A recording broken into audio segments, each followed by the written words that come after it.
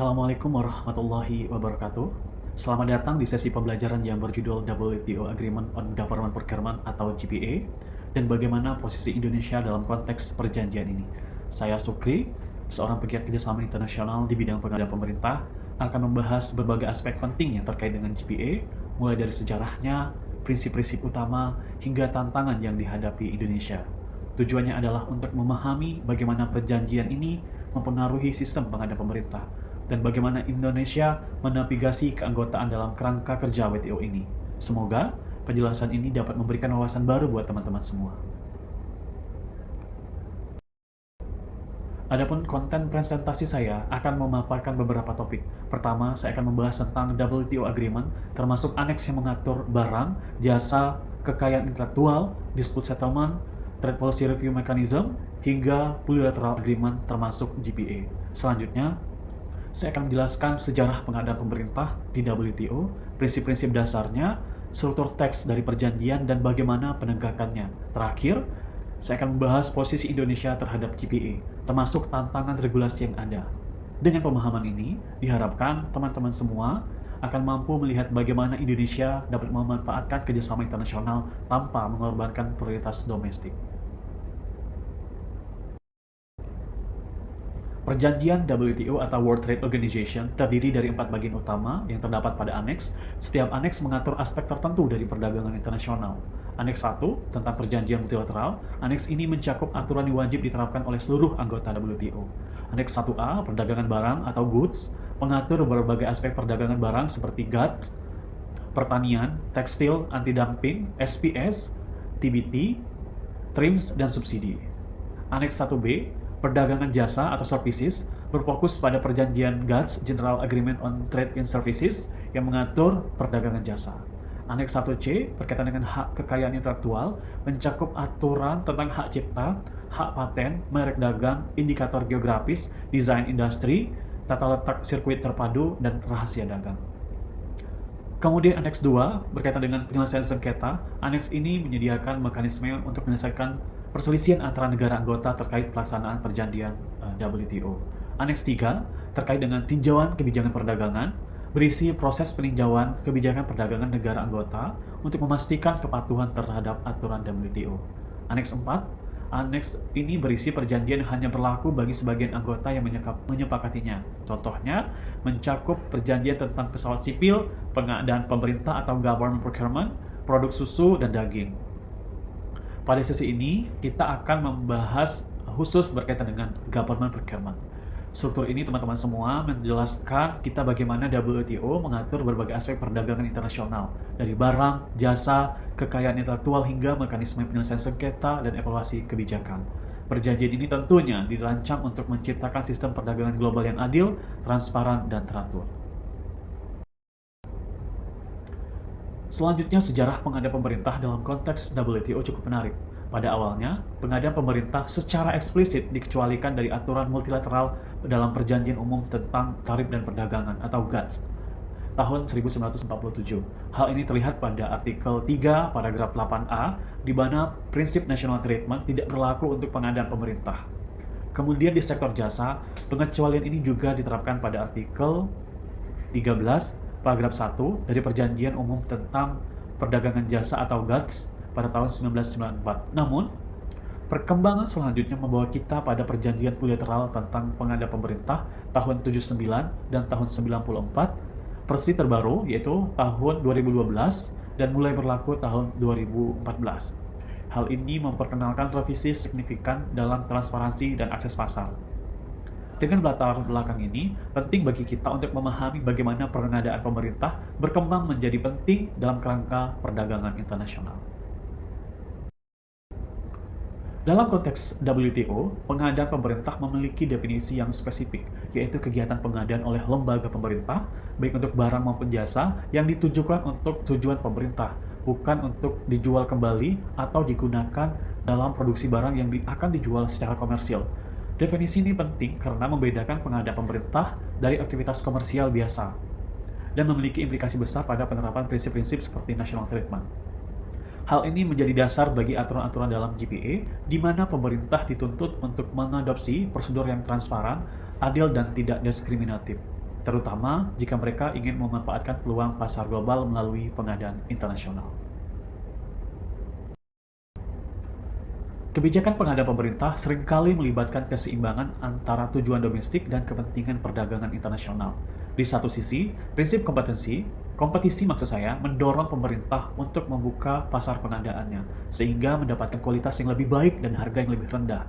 Namun di sisi lain, kebijakan preferensi domestik seringkali digunakan untuk mendukung industri lokal, menciptakan lapangan kerja, atau mencapai tujuan pembangunan tertentu. Misalnya, pemerintah mungkin menerapkan margin preferensi harga, set aside atau offset untuk memberikan keuntungan kepada perusahaan dalam negeri. Dalam konteks Government Procurement Agreement, ada kebutuhan untuk menavigasi kedua prinsip ini agar kebijakan tetap sejalan dengan komitmen internasional tanpa mengorbankan kebutuhan domestik.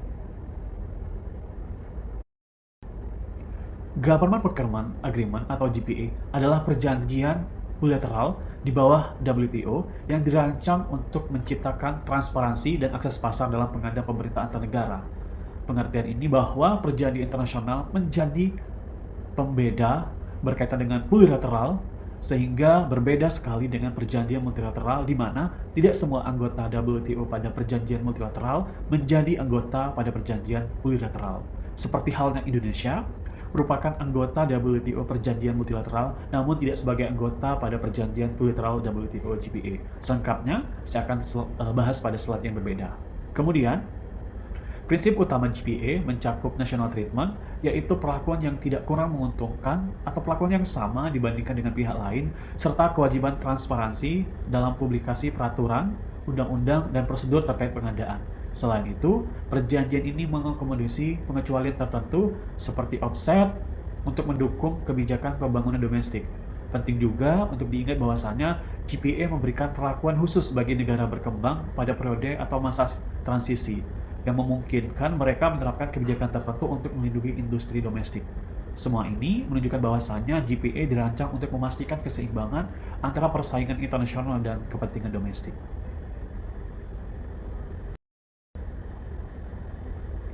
Pada slide main principle, bahwasanya kita akan membahas lebih detail mengenai prinsip-prinsip utama dalam Government Procurement Agreement. Nah, prinsip ini dirancang untuk menciptakan keadilan, transparansi, dan akses yang setara bagi semua pihak yang terlibat dalam pengadaan pemerintah. Mari kita bahas satu persatu dari prinsip tersebut. Yang pertama, national treatment dan non-discrimination. Prinsip ini mengharuskan negara anggota memberikan perlakuan yang tidak kurang menguntungkan atau sama kepada penyedia dari pihak lain dibandingkan dengan penyedia domestik atau pihak ketiga. Dalam konteks pengadaan pemerintah, ini berarti bahwa negara anggota harus membuka pasar pengadaannya untuk penyedia dari negara lain yang menjadi pihak dalam GPA, tanpa diskriminasi berdasarkan asal negara penyedia. Yang kedua, kewajiban transparansi. Transparansi adalah elemen kunci dari GPA. Negara anggota diwajibkan untuk mempublikasikan undang-undang, peraturan, prosedur, dan kebijakan terkait pengadaan pemerintah. Ini mencakup pemberitahuan pengadaan yang jelas, spesifik teknis, serta syarat ketentuan yang adil. Transparansi membantu mengurangi risiko korupsi dan memastikan bahwasannya semua pihak memiliki akses informasi yang sama. Selanjutnya, prosedur yang adil dan terbuka. GPA mengatur bahwasannya proses pengadaan harus dilakukan secara adil dan terbuka, mencakup proses seleksi penyedia yang efektif dan tidak memihak. Yang kedua, penentuan pemenang berdasarkan kriteria yang ditetapkan, seperti kualitas dan harga, bukan faktor-faktor non-komersial. Dan yang keempat, ada pengecualian atau exception. Meski GPA menekankan pada prinsip non-diskriminasi, ada beberapa pengecualian yang diatur, antara lain pengecualian umum atau general exception, contohnya untuk melindungi keamanan nasional atau kesehatan masyarakat, dan juga berkaitan dengan UMKM, seperti itu. Kemudian yang kedua, catatan umum atau general note. Hal ini diperbolehkan bahwasanya negara dapat mencatat pengecualian tertentu untuk memungkinkan pengurangan dari prinsip-prinsip umum dalam konteks domestik mereka. Yang selanjutnya yaitu offset. Dalam beberapa kasus, negara dapat meminta penyedia asing untuk melakukan investasi tertentu atau bekerjasama dengan penyedia lokal sebagai syarat untuk memenangkan tender. Yang kelima, ini berkaitan dengan perlakuan khusus untuk negara berkembang, yaitu Special and Differential Treatment. Negara berkembang yang menjadi anggota GPA dapat diberikan fleksibilitas tertentu, seperti masa transisi untuk mematuhi aturan GPA atau pengenaan kebijakan preferensi domestik sementara waktu.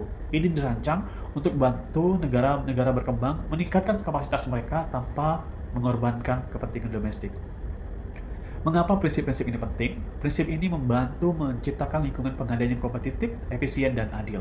Dengan membuka akses pasar pengadaan pemerintah, negara-negara dapat memperoleh barang dan jasa berkualitas tinggi dengan harga yang lebih baik, sekaligus mendorong inovasi persaingan yang sehat. Namun, tantangan utama adalah bagaimana menerapkan prinsip ini adalah sambil melindungi kepentingan domestik seperti industri lokal. Salah satu elemen penting dari GPA adalah bagaimana penegakannya. Untuk menjamin kepatuhan, GPA atau Government Procurement Agreement mewajibkan negara anggotanya memiliki sistem penyelesaian sanggah domestik yang efektif. Nah, sistem ini harus bersifat transparan, adil, dan tidak diskriminatif. Misalnya, ada mekanisme penyelesaian sengketa melalui Badan Peninjau Independen dari Procuring Entity, dari POKJA, seperti itu, yang memastikan bahwa setiap pelanggaran dapat diperbaiki dengan cepat. Selain itu, ada Dispute Settlement Body, WTO, di sini juga berperan dalam menangani sengketa terkait GPA antara negara, bukan antara pemerintah dengan pelaku usaha, yang dilengkapi dengan aturan khusus karena sifatnya plurilateral dari perjanjian ini. Hal ini tentunya memberikan jaminan kepada semua pihak bahwasanya prinsip-prinsip dalam GPA ditegakkan secara efektif. Struktur GPA mencakup teks utama yang terdiri dari beberapa pasal, 24 pasal gitu, atau 22, dimulai dengan definisi dan cakupan, hingga ketentuan final. Selain itu, terdapat aneksis atau lampiran yang memberikan rincian tentang entitas yang tercakup, layanan, dan catatan umum. Lampiran ini tentunya membagi kita bahwasannya menjadi bagian penting karena menentukan entitas mana yang harus memenuhi GPA. Misalnya, terdapat entitas yang menggunakan prosedur tender selektif serta publikasi yang wajib dilakukan terkait pengadaan yang dimaksudkan.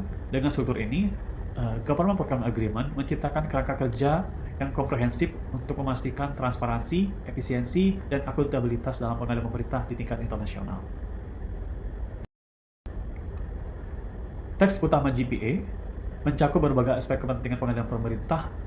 Artikel 1 hingga 4 misalnya membahas mengenai definisi, cakupan, pengecualian, dan prinsip umum seperti transparansi dan national treatment. Artikel 5, perlakuan khusus bagi negara berkembang, sementara artikel 6 hingga artikel 14 mengatur hal teknis seperti spesifik tender, kualifikasi penyedia, hingga electronic procurement. Prosedur penyelesaian sengketa diatur dalam artikel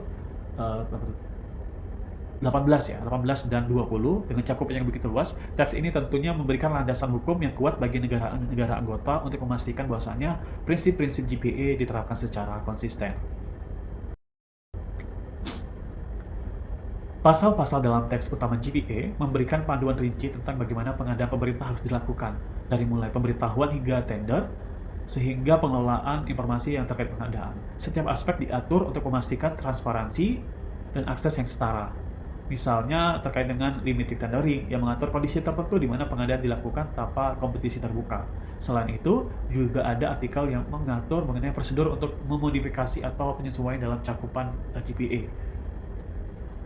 Kemudian, hal ini tentunya menunjukkan bahwasanya adanya fleksibilitas GPA untuk mengakomodasi kebutuhan unik dari setiap negara anggota sambil tetap memenuhi prinsip-prinsip dasar.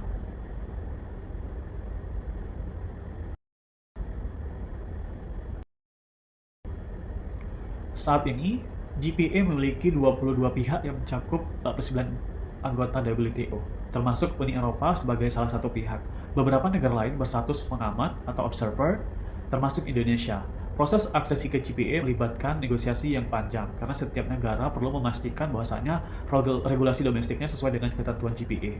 Beberapa negara seperti China, Brasil sedang proses aksesi. Sementara itu, Indonesia statusnya itu observer yang memberikan peluang bagi negara-negara untuk memahami perjanjiannya sebelum memutuskan untuk bergabung. Secara detailnya, bisa lihat di slide berikut, teman-teman bisa screenshot.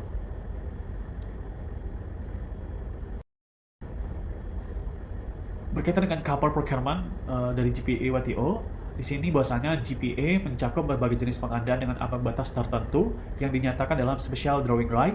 Ini berarti bahwa hanya pengadaan di atas nilai tertentu yang tunduk pada aturan GPA. Dengan menetapkan ambang batas, GPA memastikan bahwasanya aturan-aturannya hanya berlaku untuk pengadaan dianggap signifikan secara ekonomi sehingga tidak membebani pengadaan kecil atau pengadaan yang lokal. Dalam ini bahasanya mungkin national competitive bidding.